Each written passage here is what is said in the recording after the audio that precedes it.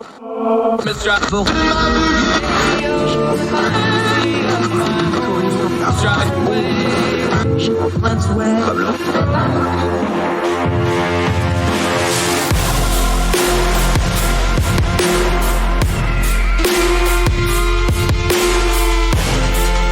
host, Andrew Donaldson. This is Heard Tell.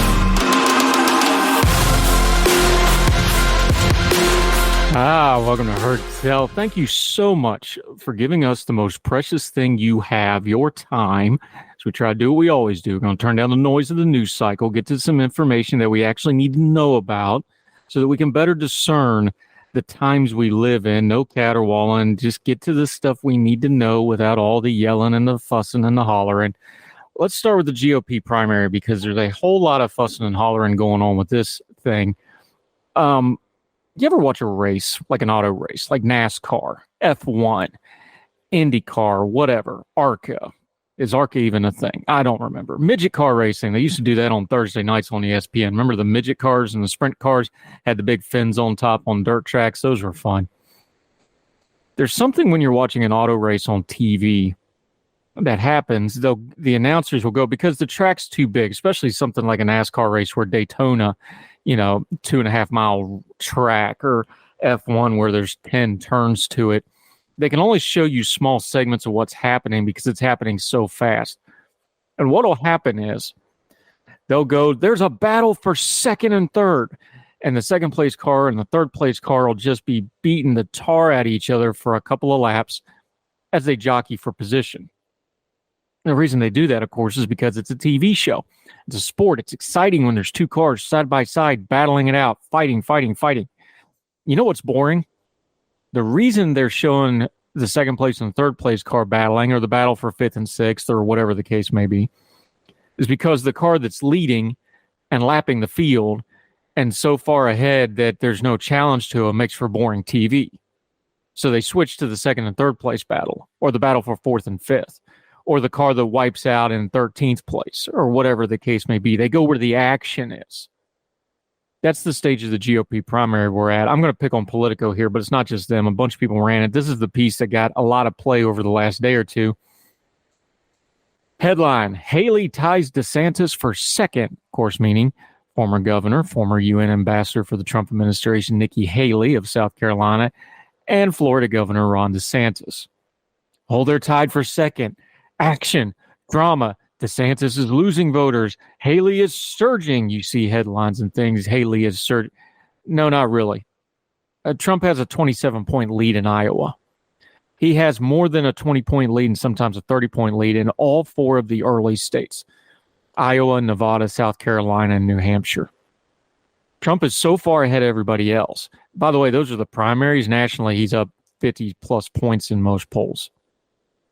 Trump's so far ahead of everybody else that a very bored media that needs something to cover, because there must be a horse race. The horse race narrative's got to be somebody against somebody, even if it's not actually happening. You got to present it that way. So the horse race narrative switched to second and third. Here's the problem with this entire narrative. Haley voters and DeSantis voters are a lot of the same pool of voters. They're people that don't want to vote for Donald Trump. There's just not enough of them. And then when they start decamping into the Haley camp or the DeSantis camp or whoever else's camp, all they're doing is picking from the same pool of people that's already too small to beat Donald Trump to start with. Everybody understand what I'm saying here? There's only so many non-Donald Trump votes in a GOP primary, and they're splitting them up. Now, you'll see a lot of pieces like this, and we saw it all over social media last day or two. It's like, Haley is surging, so everybody should drop out and rally around Haley. By the way, these are cut and paste articles. We saw the same thing about DeSantis all summer long. DeSantis is the clear alternative. Everybody should drop out and rally around DeSantis. Here's your problem. Just look at the math. Even if they did that, they still don't have enough votes to catch up to Trump. We had John Deeth on this program. Here's the problem. Everybody becomes an Iowa expert every 4 years, right? So we bring John Deeth on, who is an Iowa election expert. And I just straight asked him, because all these, the DeSantis campaign, the Haley campaign, our ground game in Iowa is DeSantis has spent a god sum of money on Iowa, betting the farm on Iowa. No pun intended. So we bring John Deeth on, and I just ask him the question, does the ground game in Iowa still matter? Go back and listen to it. We linked to it, and I'm going to paraphrase him. He said, as elections get more and more nationalized, the ground game in Iowa means less and less. Here's the entire thing you need to know about the GOP primaries. We go through the first early primary states as we do another debate that Trump's not going to participate in and won't really matter a hill of beans except for who's going to be in second, third, and fourth, which means you don't matter. It means as we go into the turn of the year and get ready for Iowa. Here's the only question that matters in this GOP primary. Because Donald Trump's he's got 4 different sets of indictments. Everybody that's left him is going to leave him already. He's already done all the crazy stuff. He says insane stuff. He says the stuff about Israel. He has lost all the support he is going to lose. He's not going to lose anymore. The only question in this GOP primary, whenever you see a headline, is this question here. Does less than 30% of the GOP primary electorate ready to move off Donald Trump? The last 2 Republican winners of Iowa won with 26 and 27%, respectively. Let me say that one more time so you hear me. In a multiple-person field in the Iowa caucuses, the last 2 winners got 26 and 27%, rounding them off a little bit. So let's just pick a number here, 28%. Make it nice and round because I can't do math. Let's just say 30%. Let's really give them the benefit of the doubt. All Donald Trump needs is 30% of the electorate to say, yes, we want Donald Trump again, and he's going to win these primaries. Some of these primaries, he may be able to win them with 25%. Some of them may be 32%, but let's just pick that number. So anytime you see a headline about somebody else, anytime you see somebody surging, and we probably got one more surging cycle of news in here because there must be a horse race. This is how the media works. Ask yourself a very simple question and look at the numbers and see if you can find it.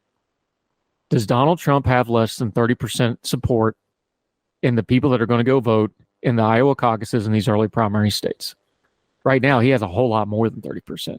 In fact, national polling, if you take that, considering that he could win a New Hampshire or South Carolina with 25%, because remember, South Carolina, you got Tim Scott and Nikki Haley down there. He might win that with 25% and could still pull it off. That means right now, nationally, where he's polling over 50%, he could lose half the support he has right now and still win this primary. Like that NASCAR race, like the F1 race, when the leader's lapping the field, they're going to focus on the fight for second and third because the leader running away and hiding with it makes for boring television. And news media is a television program. Watch your coverage and watch what you get sucked into. Nikki Haley is surging. Yes, she's sitting around 15, 16%, depending on which poll you want to use. Ron DeSantis is falling. Now he's right about that same number, 15, 16%, depending on which poll you want to use. Because they're pulling from the same pool of voters, the people that don't want to vote for Trump. And now DeSantis is going to have to spend a lot of money and resources attacking Nikki Haley. And every minute he does that, he's not doing anything to dent Donald Trump, because attacking Donald Trump doesn't hurt Donald Trump.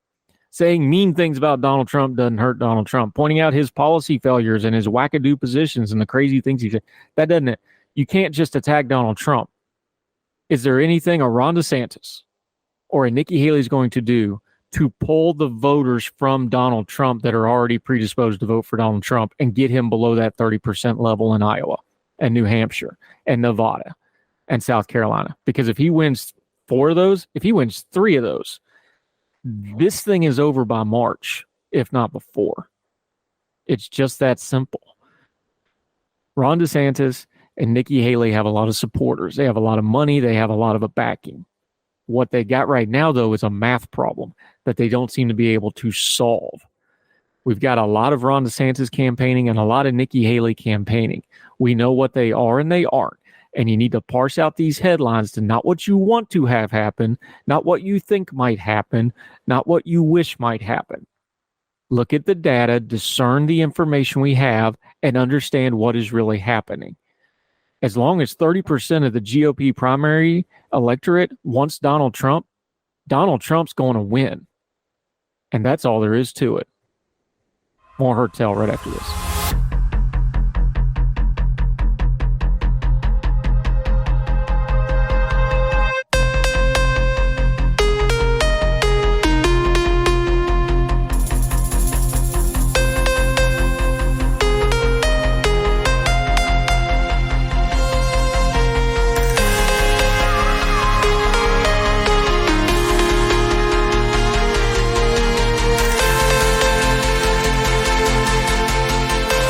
Welcome back to Heard Tell. Matthew Perry died. He was the very good actor. Most people knew him from Friends.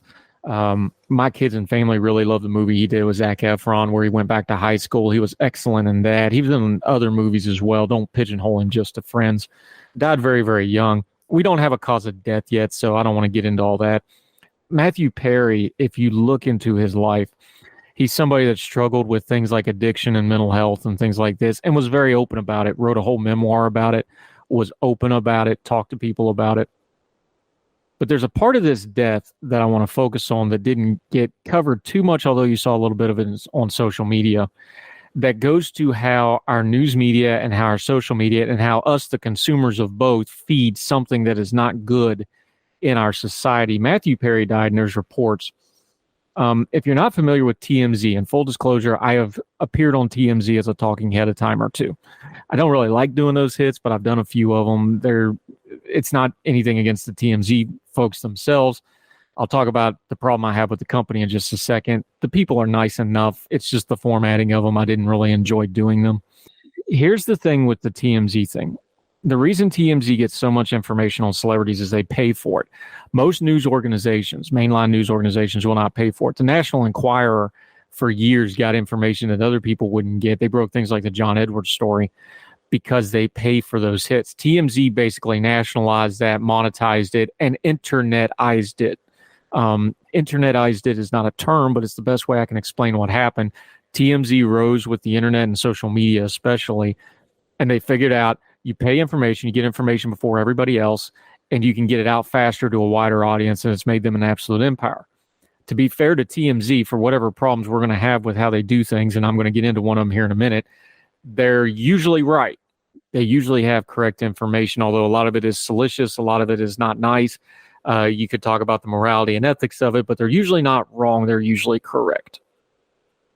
There was reports that the TMZ folks got the information of Matthew Perry's death out so fast because they paid off law enforcement.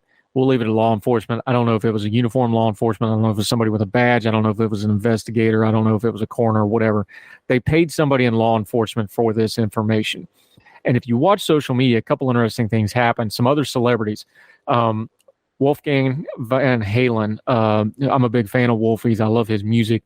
He talked about how he was in the hospital with his dad. This is on social media. He said, when my dad died, they had it out before we'd even left the hospital. We didn't have 20 minutes to grieve because they paid off people at the hospital for the information that he died. We've seen this before with other celebrity deaths. We've seen it with celebrity arrests. We've seen it with other things. People go, well, they're celebrities. They deserve it. There's some of that. Here's the thing, and I tweeted about this. I expect this from TMZ. We cannot control TMZ. We have freedom of the press. If they want to pay for information and run it, they're allowed to within the confines of the law that gets into some very specific things like libel and other things. People that think they have been libeled or smeared or things like that, they have legal recourse to take them to court if they want to. But we have very strong First Amendment protections of the press. And yes, the TMZ is the press, even though they're, the paparazzi, hide in the gutter and jump from the bushes type of press. That's still press. That's still protected free speech. Here's where I want to go with this, though, and why I'm bringing it up. We have an accountability problem here that we can control. You can't control TMZ. We better control police and law enforcement that take money from an organization to give out personal information. We better, in the Wolfie, the Eddie Van Halen case, medical providers that are taking money to give out personal information. This is something we can do something about. And if they do it to celebrities, eventually they're going to start doing it to other people. They already do it. They, sell personal information. There's a whole market for this sort of thing. This is something we should talk about on our social media and with our elected officials and with people with whom we have influence. If you are in law enforcement and you take money for information from anybody, you immediately lose your badge and should not be in law enforcement, period. End of discussion. Because if you take money for that, you may take money for something much more important and sinister. You don't have the integrity to be on the job in law enforcement. You're fired. Goodbye right now. Same with healthcare. The healthcare records and information of people must be kept private, their personal information, all that. If you are a healthcare worker, from a doctor to the janitor that scrubs the floor, if you give out that information, you should be fired immediately and never hired again. Period. Now, that's easy for me to say. writing regulation and laws that do that and cover that are much more hard. But when you look at a story about celebrities, get below the salacious headline and think about it for a second. It's like, well, wait a minute, is this a healthy thing? And again, TMZ can do this. We have a free press, even a press that pays for information. But if they're paying law enforcement, they're paying healthcare providers for this information, we can do something about that. And we should. Privacy and data, I know people say we don't have any anymore. That's true. But the people we trust, like our law enforcement and our healthcare providers, to take care of us in the moments of our greatest crisis, they should be held to a higher standard. And that's something we should be talking about a lot more than the salacious details of Matthew Perry's death. We hope he rests in peace. We pray for his family. And let's do something about these people that are just taking money. This is not a new problem. It's been a problem for all of human history. We ought to do more about it. More Herd Tell right after this.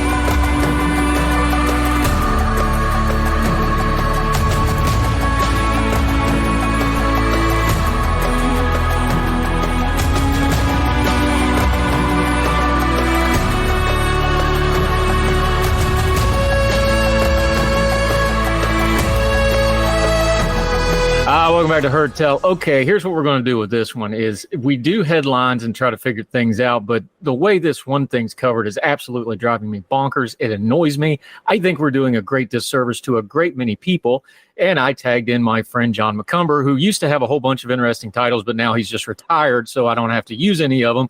John, how are you, my friend? Good to talk to you again. Andrew, I couldn't be better, and it's great to talk to you again. It's been too long. For those of you on the YouTube channel, you will get to see his wonderful Florida man retiree motif he is rocking today. Got him out of the hooker hat at least, so a little bit of a change of pace. I knew I had my Flying Tigers hat on. But I have to talk real carefully right now because my DOG saw me put on this HAT, and he thinks it's time for his WALK. So it is, I have to talk like it's a toddler. And that would be Brody the Wonder Dog that you picked up here. Brody the Wonder Dog, yeah. We're going to try to get this done before any of my dogs realize I'm recording or the cat shows up and photobombs me. You're exactly who I want to talk. I want to talk about the way the media covers things like financial planning and not just the economy, because the economy's in the news. When we talk about things like buying a house, we talk about things like retirement planning. You're on one end of it. You've already had 2 or 3 successful careers. Your wife still works a little bit, but also had a successful career. You're in that retirement where you moved to Florida and did all that. I'm in the middle of it. We both have adult children who we're trying to navigate. When they want to talk to us, we'll give them advice on how they're navigating their 20s and 30s. So this is how I want to address this, though, because I think the media coverage, especially the influencer culture media, which is bleeding into news media, I think the way we talk about retirement, financial planning, home buying, the really big important stuff, right? Car buying, we can lump that in there now, too, because it's getting expensive again. Anything with an interest rate, I don't think we talk about this in a healthy way. I don't think we talk about it in a productive way. And frankly, I don't think we talk about it in a truthful way. I would absolutely agree with that. That's a great assessment. Now that you've done the retirement thing, though, this isn't complicated stuff, really. It's really anybody that's actually done investing. I'm not talking about Bitcoin or the hot stuff or things you're doing. People that know how to do financing, it's just consistency over time and having a plan and sticking to it. That's not how we talk to young people about it. That's not how the media talks about it. What is it from your end of it, looking back on it now? Because you did it successfully and you're, doing okay and not missing any meals because you're a member of our Twitter Supper Club. What do you tell somebody that's just seeing the influencer culture of how to kind of turn down the noise on this? Well, I think one of the important things to preface any discussion about retirement and financial planning in that area is to talk about the fact that retirement is something that hasn't even been considered or even talked about. It's something that just kind of popped up in the middle of the 20th century. Up till then, you hoped that the kids would, if you had a family, they'd take you in and let you die peacefully at home.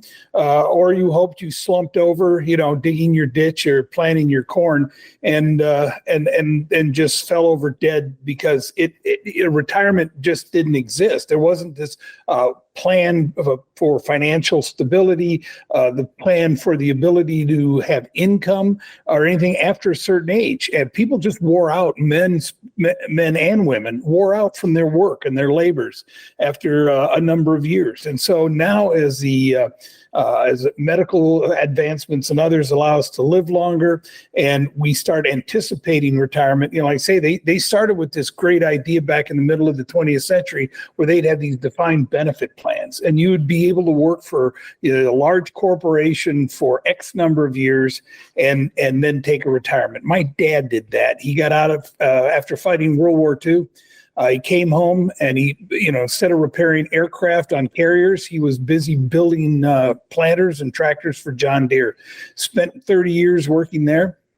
And then unfortunately died the month he put in 30 years because he was worn out from war and cigarettes and alcohol. And he just died at 59 years of age. And they kept provided basic care for my mother until she passed. I didn't have that process going for me with that retirement. I didn't have a defined retirement plan, except if you consider the military. But I left the military early. I didn't get a big retirement payout. I call it car payment money and not live by the beach in this trailer money. So how we talk about retirement is important to understand that it's a relatively recent phenomenon. And so you're talking about, we've only been, 2, maybe 3 generations that have even had the opportunity to consider it. So how do we talk to young people about it? How do we talk to others that are looking at how to get there? I think it's important to understand the dynamism within this financial systems and where we are right now. We went from defined benefit plans early on in the retirement area. In the mid 20th century, we rolled out Social Security. I think I read somewhere, and I should have had this prepared so I could cite it exactly. I think the first person that collected Social Security was a woman who had put in $13.12. Because the way it timed out, the law passed, and when she retired, she had put in $13.12 and took out $20,000 or $26,000 over the remaining years. So it showed you right out of the gate how this system was flawed. So we have this system still in place, this flawed system called Social Security. We have now, like I say, 401k. I was the 401k era person. So after I left the military, and again, I was I left the military long before I was eligible to really retire. I had to go back, work in industry, and then do the savings part of things on my own and be able to contribute to that environment. So that put that in that situation. So what I tell and what I would advise young people now, it's not so much the mechanics of it, but exactly as you said, it's about consistency, having a basic plan that you have to be able to adapt though as changing times. Housing market. Look what's happened to the housing market. Look what's happened to a variety of elements of our financial system. Car prices, used cars. The average car in the United States today is 11 years old. The average car on the road is 11 years old. That's never been the case. My father's era, they look at buying a car every couple of years, usually because the cars wore out pretty quickly. They'd look at having one every couple of years. My father-in-law was still of that generation, and he always wanted a new truck every other year, even though he put very limited miles on it. So that was just that whole thing has changed now in us, and because that, aside from housing, that's oftentimes people's second largest investment is a vehicle. And so you've got so many of these competing priorities. The key to all of this, though, is what I found. I was so fortunate in what I did and how I was doing it. And I can't say I'm some kind of a genius at it, but by God, the point was to get to where retirement happens to be out of debt. And that truly is. I mean, you can say what you want about Dave Ramsey, but his overall message is solid. And that, to me, is a place to start to have this discussion. But if you don't hustle in your 20s and 30s, you're not going to enjoy it. You're going to struggle in your 50s and 60s. Here's the nomenclature needs to change, though, because we talk about retirement or investing or whatever. I think the debt thing is something we hear it in certain aspects, like we hear it with the student debt thing and the college thing. We hear it in that debate. But the problem is we don't make I hate to use the word holistic, but debt is a holistic problem to your life if you've got a whole lot of it. Yep. It just crushes everything. Yep. If you just talked about the World War II generation. I think this is important. I think we're past the point where that worked 30, 40 years for any company, unless it's maybe the federal government, and even that's a little iffy.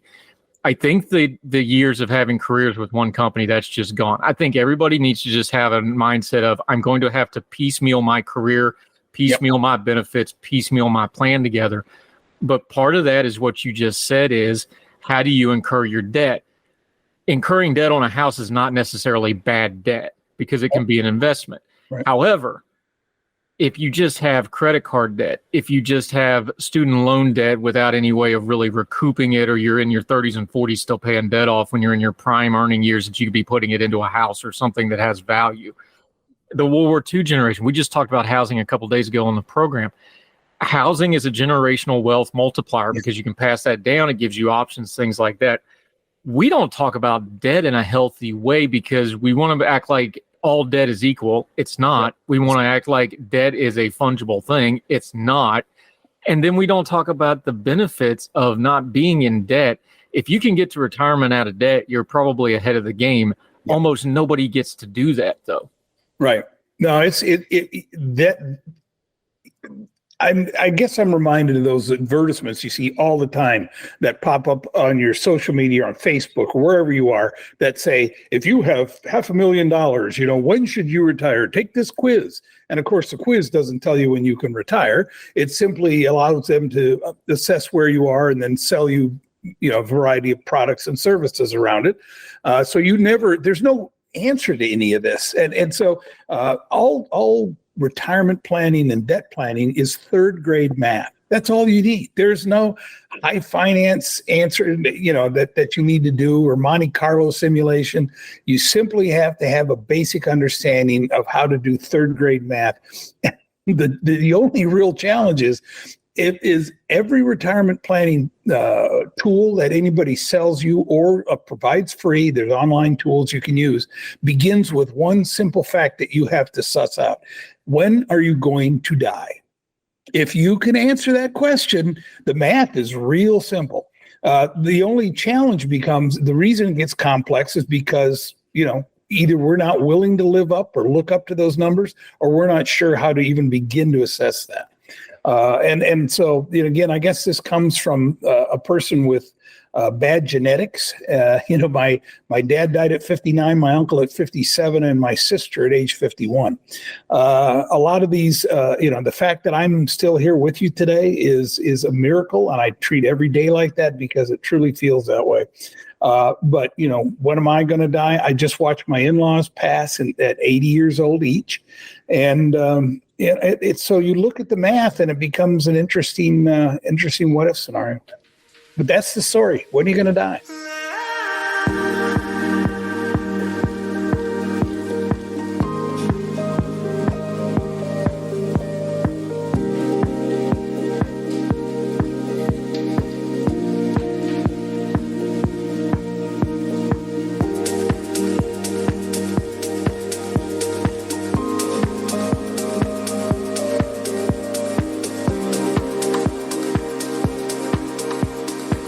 Yeah, John McCumber joining us. This is actually a core problem with Social Security besides the policy part. And we always talk about the policy part.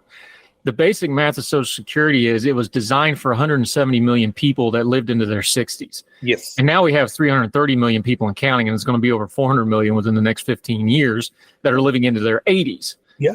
That's the basic core problem of Social Security besides government malfeasance and Congress. And we can talk about all that. That's just the core problem with the social safety net is it's designed antiquated. It's not designed for what we're trying to do with it.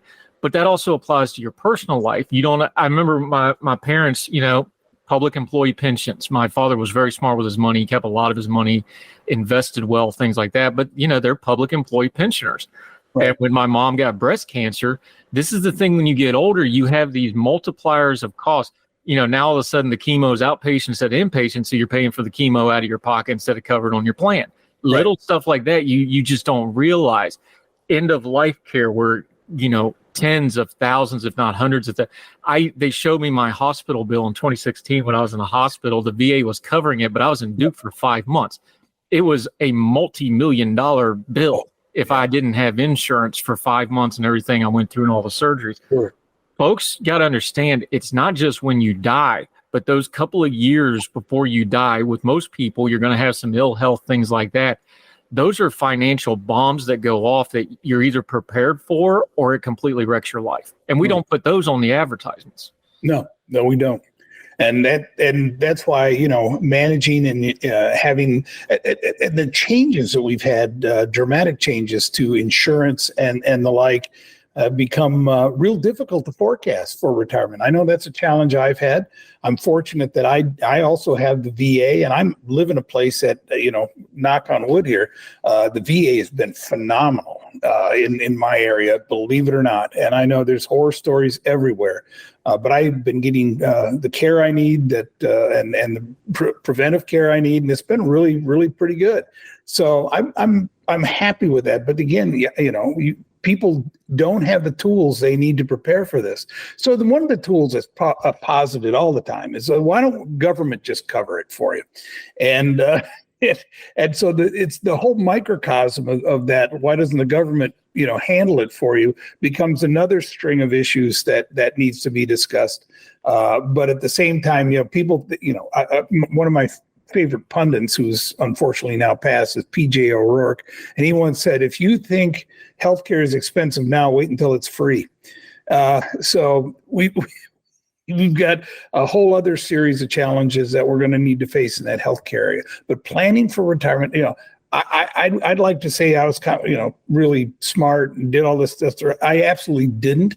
I didn't plan to retire. When I did, retirement kind of snuck up on me. I've been treated kind of unfairly. I got kind of kicked to the curb, felt really down, and just didn't even think about it until I met with my Schwab guy, and he looked at me and he said, why don't you think about retiring?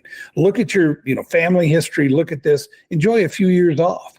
And by God, that made perfect sense. And I've been blessed to be in a position to make that decision. And I did, all the dumb stuff like everybody will ridicule me for. And I moved to Florida. I live in a 55 plus community. But, again, until you see it, till you experience it, that's what it took for me. As another person, a mutual of ours, she and her husband had retired and moved down here, and then said, just come and visit. And I'm literally, like I say, I'd been out of work for about a year, had been kicking around and not really finding what I wanted. We were down here 3 days. I bought a house on a handshake. And I said, this is how I want to live. And people have these odd suspicions. Like I say, when we talk about the generational changes, when I thought of 60 people in their 60s, which I'm well into my 60s now, when I thought of people when I was a kid, they were just fat old women, the white hair with an apron, standing at the stove making cinnamon rolls, and a guy with a cane, sitting out in front of the Cracker Barrel or wherever they were sitting on in the town square feeding the pigeons. And then you find out that, that world, like I say, people live to their 80s.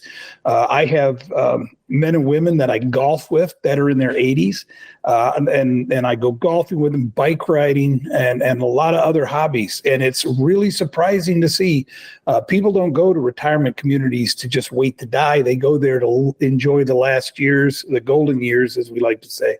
And so that difference is significant. And like I say, World War II generation. All my teachers in high school had been at war with my father. The teachers from my high school, the business people in town had been, through World War II. Everybody that had really cast that whole generation. And then, like we said, those again, I'm babbling on about these different things, but these all have to interconnect, and how people put those together to look at these later years of life is what's going to determine how well they lived it. But I got nieces and nephews, and I'll tell you something I just don't see now among my nieces and nephews. Maybe yours are different, but if you don't hustle in your 20s and 30s, you're not going to enjoy it. You're going to struggle in your 50s and 60s.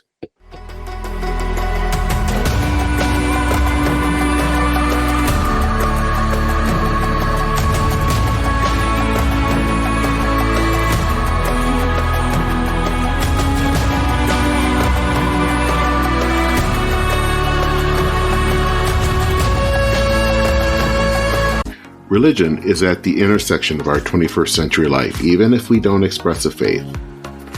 At a time when it seems that religion isn't as prevalent as it once was, it still leaves its mark everywhere. As a pastor, I know that religion isn't something I just do on a Sunday, but it's found in every nook and cranny of my life. Sexuality, politics, social media, the economy, war, nationalism, all have some kind of religious angle to them. And as a communicator, I want to find the stories that can help people understand this part of our society that is so important to so many. Hi, I'm Dennis Sanders, and I'm the host of Church in Maine. Church in Maine is a podcast about the journey of faith and where it intersects with modern life. I look at faith with a journalist's eye, asking the who, where, what, why, and how religion affects some of the major issues of the day. Join me as we journey together. You can listen to Church in Maine podcasts at the website churchinmaine.org or on your favorite podcast app. I look forward to seeing you. Folks, you've heard of Ethan Brown on the Heard Tell show a couple of different times, but if you're interested in learning about how to discuss things like climate change without all the politics and doom and gloom, head over to his podcast, The Sweaty Penguin. Sweaty Penguin is a late-night comedy-style climate podcast working to add nuance, critical thinking, humor, and hope to the climate conversation. They got over 100 episodes already, breaking down weekly news stories and specific topics, from the vanilla to the ADHD to the international accountability to orangutans. Yes, I know, that's a comedy thing, so just go with it. But each time, exploring different ways we can make progress on these issues while still helping the economy, health, security, and everything else we care about. Feel overwhelmed, exhausted, or excluded by today's climate change discourse? This is the podcast for you. Find The Sweaty Penguin wherever you get your podcasts or at www.thesweatypenguin.com.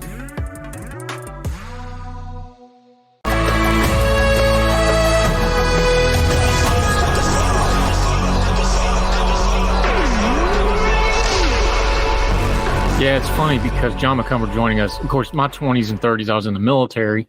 And then, was going to do a second career when I got medicaled out of the military. Yep. And then we see how that worked out. So you got to be a little flexible.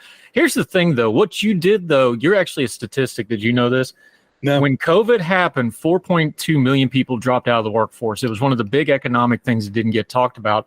But 2.4 million of them, the big bulk of them, was actually retire age people that just said, screw this, I'm going to the house. Either they were worried about their health, they just didn't want to fool with the restrictions. A huge cohort of that, 60s, upper 60s, they just said heck with it, went to the house and didn't want to fool with it. Yeah. But now something's been happening over about 1.2 million of them, according to the statistics. I'll post these in the links on the heardtell.substack.com listing. They're coming back into the workforce, but almost none of them are full-time. Mm-hmm. They're part-time. One of the things that I think is really changing retirement is the same thing that's changing work for people like me. I'm in my 40s, but I do, work from home and I have my government disability and things like that. But it's also changing what I see the college age cohort doing too. You have multiple side hustle opportunities and you kind of piddled with this. I know your wife works from home some, even though you're quote unquote in your retirement home. Yep. You have options now, and we've got all the data in the world. It's not just golfing and the lifestyle and that's healthy too. The longer you work, that actually extends your lifespan. So it's actually different than that World War II generation where it was more factory work, things like that. Yeah. There's technology jobs. Yeah, it's not just beat your body into the ground. You can be a productive member through technology now well into your later years, and people are taking advantage of it, not just for the money stream. They just like feeling productive. Absolutely. Absolutely. As you know, I have my little LLC here in Florida, and I still do consulting and writing for an employment and file taxes and do all those things you do for running a small business. But it's worthwhile, and it gives me a reason to get up every day and do something, as well as enjoy the extra time that I now have that I never did. That's what I tell I'm amazed at my nieces and nephews, and I'm talking about young men and women in their 20s, early 30s that post on social media, or I see them on Facebook, and they're exhausted after a 40-hour week, and they had to punch the clock for 40 hours or go to the job. And we're not talking people with huge commutes or anything. They're just small town people. They work hard. They've got a good job, and they're crushed at the end of the day. They have family. I look back, and I don't know how I certainly did it. But, I one of the stories I like to tell, when I was in my late 20s, I was in the military, as you were, at that time in my life. And I decided I needed to go to college. And I wanted to move ahead. I wanted to get a commission. So I started, I made the mistake of, the only reason I got forced into it is I made the mistake of boasting to my wife that I would do that. And then say, well, I'm going to get started on it, but you're pregnant now. Well, she was pregnant with our first. And I said, but after you give birth and that child's here, then I'll go back to college. And I'll never forget it. The day I went to see her, one day, the day after our daughter was born, we were in the hospital sitting together. She looked at me and she goes, "Time's up. You said you were going to do this, and she's here, and you're doing it." So that afternoon, the next afternoon, I went down to the base education office, signed up for college programs. And I like to tell my nieces and nephews, I said, let me tell you this. I had this little baby daughter, brand new. I said, I worked night shift. I was lucky. The military worked around me. I ran a data center from midnight to 8 a.m. That was my basic duty. And then, of course, additional duties, other things you do in the military all around that. But the basic duty I had was to run a data center on the midnight shift. And I said, then I went to school. I'd get off at 8 a.m. I'd come home and my wife would go to school. And so she went to school. I took care of the baby. And then was during the day. My wife would get home around 5:30. I went to school from 6 to 9 o'clock at night. And then I went to school from 6 to 9 o'clock at night. Then I got dressed, went into my military job at midnight and started the cycle over again. And I asked my daughter, what's missing from that? I remember talking to her about it. She goes, well, you don't talk about sleep. I said, I didn't. And I said, because what I did is I said I had 2 hours to nap, which I did in a chair at night before I started my midnight job. And I napped when you did. And then, there were a couple nights I didn't have school. So that was fortunate. But the whole point was that was my schedule for years. And then, like I say, then the school thing. So I really feel strongly that those side hustles ended up becoming my career, which was really fun. And it allowed me to do a lot of things. So I think this important thing to remember is that no matter what the market looks like, no matter what the housing is that if you got to really move out.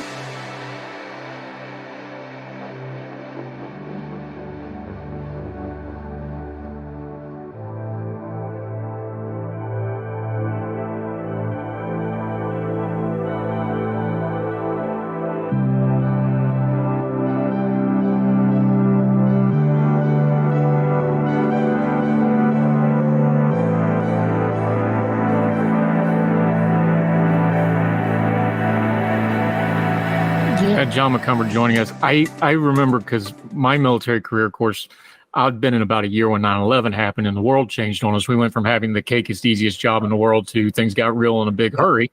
Yep. I look now like those Frankfurt days when we first went into Afghanistan. We're working 18 and 6s and sleeping at the office because you didn't want to waste the 20 minutes going home. You'd rather just sleep on the couch, right? Sure. I couldn't do that now, but I could do it then. But it front loaded me on hard work so that, when you're doing other stuff, it didn't bother you so much. When I talk to the cohort, and my kids are this age now, they're 25 and 20 and 17 and 16, almost 18, one of them. One's already out of college, one's in college. Mm-hmm. One has zero interest in college, and the other one wants to do this artsy school thing, whatever. They're all very different. And the one that doesn't want to go to college wants to do trade. Yeah. And I told him, I was like, absolutely, go learn to work on engines, go learn to weld, whatever. It may not be your career, but it'll teach you a skill set. And anytime you learn a skill set, that sets you up for wherever you're going to eventually go. Right. And that's a hard thing to talk to the college cohort. When I work with the young voices kids, I tell them all the time, I was like, don't worry about the end goal so much, build skill sets. Yeah, it's a great. Because you don't know where you're going. How would you tell people, because you've had 3 or 4 careers now, you've done the consulting thing, you didn't roll out of bed and wind up doing cybersecurity and becoming a cybersecurity expert. you had about 4 or 5 things that lined up that made you qualified to do that, and you had a depth of knowledge that made you really good at it. Explain that to the younger cohort of like, don't just worry about the degrees, which are fine things, and don't just worry about the job, which is a fine thing. Are you building skill sets that you can go in an office and go, you can give me this job because I can do X, Y, and Z? That's a whole different thing that's been lost. And when I was in the corporate world, I've interviewed people, and I tell people now going into interviews, like, I don't care your accolades. Tell me what you can do. I don't think we train kids to go into an office and go, this is what I can do. Right. No, you're absolutely right. And this is always going to be a seller, is having those skills.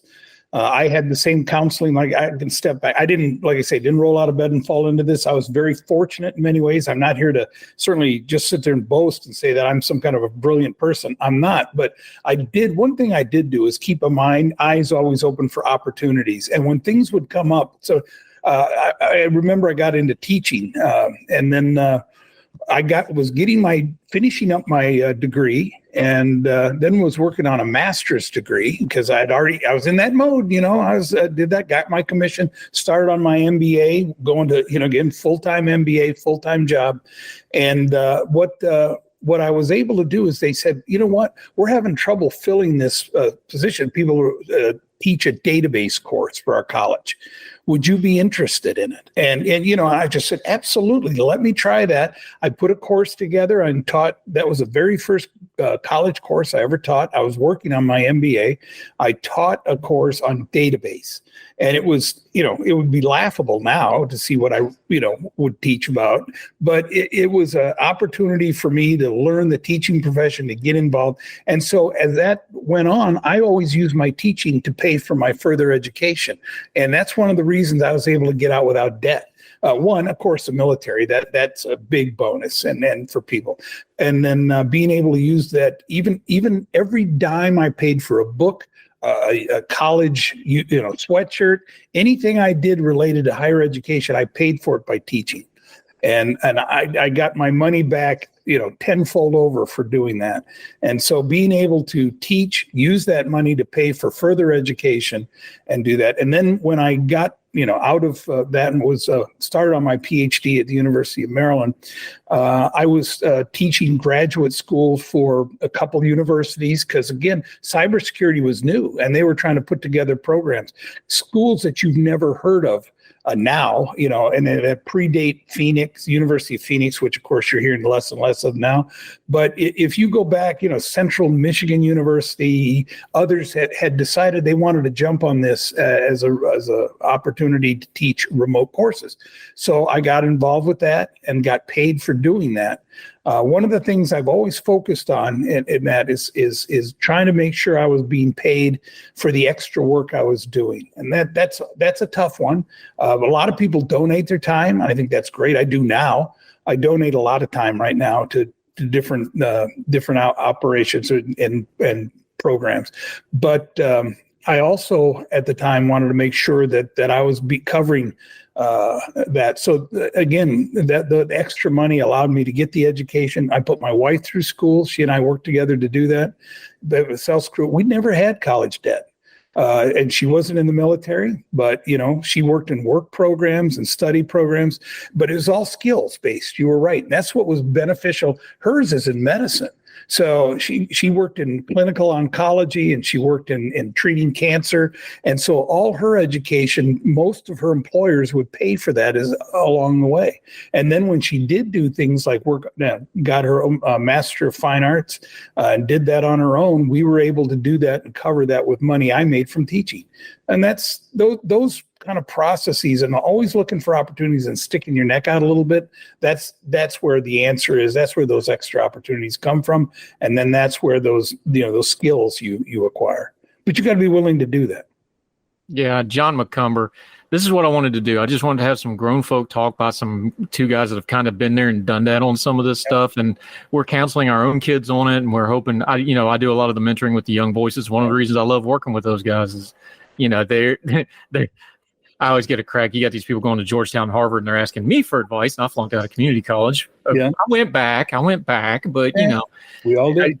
Hey, I've flunked out. Look, I've been open about it. I tell every single one of them that want to hear it. Like, look, I went to college. I wasn't prepared. I was a meathead. I was an idiot. I was undisciplined. I wound up living back in mom and dad's basement, was working at Walmart. I never forget it. About 2 a.m, saw a bunch of guys coming in, working off their hangover at Walmart. And I'm like, okay, I got to make a move. I got to get out of here. Went, worked my shift, got up that morning, drove over to Beckley to MEPS, signed up. That's how that went. But it was a good thing for me. Sure. I just wanted to do some grown folk talk on this because I think the influencer culture is really missing the boat because it's all about what they can give somebody. And really what this all is what can you give yourself and give yourself skill sets. John, let folks know where they can follow you and keep up with you. We haven't had you on for a while. We're going to get you back. We'll get you in your wheelhouse of the security stuff here one of these days. All right. Let folks know how they can follow you until we get you back on the program. Well, like I say, I'm available, like every other bonehead that's got an idiot profile out on LinkedIn. I'm out there, but that's the official background. I'm also in social media, but what's enjoyable is that I get to say what I want now because I'm not going to be canceled for my job by social media. So my clients always remain secret. I'll never. So I'm out there publicly, and I'll say a lot about what I feel and what I think, and you may not agree with me. And I'm at John McCumber on X now, or Twitter, whatever we call that thing. And so, and then I'm available in other zones as well. But I go. My name you'll see up there is Johnny Moline, which is a take on where I was born and raised. And but it allows me to say a lot about what I feel and also talk about this life I'm now living. And so I spend a lot of time doing that and sharing those things. And I'm trying to share that positive message and hopefully create a community of people that can enjoy the time that they have on this earth and realize that it's very limited and you might as well enjoy it this time because you don't get another.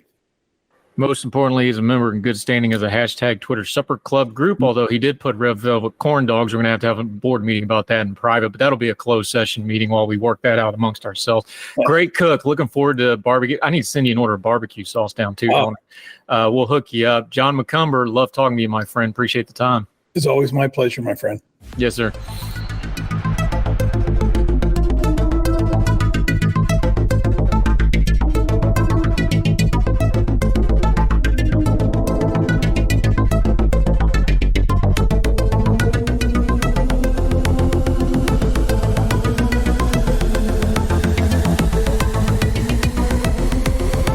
Welcome back to Heard Tell. Let's end on a good note. The horrible events in Lewiston, Maine, we talked about them, the mass murder up there, the people that died. There was good in that because, as usual, communities tend to come together in crisis.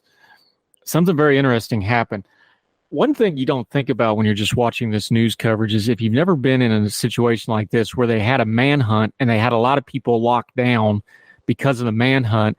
Also, this is hunting season in Maine. They wanted to keep people out of the woods with guns for obvious reasons and a lot of other things. So a lot of people just couldn't go and do the normal things they did. Plus, you had this massive influx of first responders. The feds were there. The FBI comes in. All the news crews come in. And then you got all the looky-loos and the rubberneckers show up as well. Lewiston is not a big town, so you get an influx of a couple thousand people. You're going to notice it in a big hurry, especially in these rural areas. Something really amazing happened. Let's go to WCYY TV, and credit where it's due. I first saw this by Brian Mann's Twitter feed. But WCYY TV from a couple days ago. While the manhunt was going on, everybody's locked down, everything's shut down, which means how are you going to feed all these people that are in town for the manhunt, for the news coverage, whatever else? Well, while the law enforcement first responders community, I'm reading from WCYY here, local businesses are doing the same for them. Several restaurants have posted info about free meals for first responders, an incredible gesture to the folks who are trying to keep us safe from the evils of the world, and another example of Mainers helping Mainers. Below is where you find a list of saying. Now, the one that got some play was Jeff's Jamaican Cuisine food truck. Everybody likes Jamaican food. There's the old joke about we don't have that. Well, they had it. First responders could pick between mild beef, spicy beef, curry chicken, and a veggie option for free. It's a father-daughter food truck, and they've been dishing out delicious homemade Jamaican food for free for first responders from Thursday all the way through until the manhunt ended. There's other listings here. There's a couple other. There's the LA Taco food truck. Five Guys in Bidford and South Portland was giving out free food. Jimmy's General Store, Burnt Ends Barbecue, great barbecue name by Lisbon's House of Pizza, Sam's Italian. We like our food, so I want to shout these people out. Millhouse Pub, the Luchador Tacos. That's a great name. Love the Luchadors is, of course, the Mexican wrestling guys, if you're not a wrestling fan. But I wanted to shout these people out. We love our food on this program. We do the Twitter Supper Club. If in your travels you wind up in Lewiston, Maine, make sure you frequent one of these people. Let them know that, hey, we saw what you did during the manhunt, and we appreciate you. Really cool. We will link to all these folks. If you're not in Maine, maybe you know somebody in Maine or traveling to Maine for vacation season, fall season, send them these links for these places. Make sure you support these local businesses that supported the folks that were supporting their community. And that'll do it for Heard Tell. Love ending on a good note. Hey, if you don't already, please make sure you're following and supporting us on whatever platform you're listening to this on, iTunes, Spotify, iHeartRadio. We're even on some places over in India. Every podcast platform there is, we are on it. If you want to watch the video, we're also on the YouTube page. If you want both, or you want the one-stop shopping for everything we do, heardtell.substack.com. Completely free. Subscribe. All you got to do is punch in your email. Everything we do will go directly into your inbox every time we do something, including media hits, writing. We're going to do some specials again. We haven't done those in a while. We're going to get back to that. We would love to have you. As always, all of it will only cost you a click or two. If you're willing to give us one more click after all those clicks, share us on your social media. We'd sure appreciate it. Heard Tell Show on the Twitter. My Twitter is for the Fire. We'd appreciate it. We don't advertise other than our social media, so that really helps us out. We would appreciate it. Also, all those platforms, if you could leave a rating and a comment, we'd sure appreciate it. So wherever you are, across the street or around the world, we hope you are well. We hope you are well fed, and we will talk to you again real soon for more Heard Tell. All the music on Heard Tell is provided under a Creative Content license from monstercat.com. Somos la máquina. Folks, if you've listened to the Heard Tell program, you've heard our friend Gabriella Hoffman, but you need to make sure you're checking out her podcast, District of Conservation. It's a podcast exploring the nuances of true conservation efforts from D.C. and beyond. From topic discussions to exclusive interviews with conservation and energy newsmakers, Gabriella keeps listeners appraised of the latest news stories while elevating important voices. Listen to the District of Conservation on Apple Podcasts or wherever podcasts are played. Folks, you've heard of Ethan Brown on the Heard Tell Show a couple of different times, but if you're interested in learning about how to discuss things like climate change without all the politics and doom and gloom, head over to his podcast, The Sweaty Penguin. Sweaty Penguin is a late-night comedy-style climate podcast working to add nuance, critical thinking, humor, and hope to the climate conversation. They got over 100 episodes already, breaking down weekly news stories and specific topics, from the vanilla to the ADHD to the international accountability to orangutans. Yes, I know, it's a comedy thing, so just go with it. But each time, exploring different ways we can make progress on these issues while still helping the economy, health, security, and everything else we care about. Feel overwhelmed, exhausted, or excluded by today's climate change discourse? This is the podcast for you. Find The Sweaty Penguin wherever you get your podcasts or at www.thesweatypenguin.com.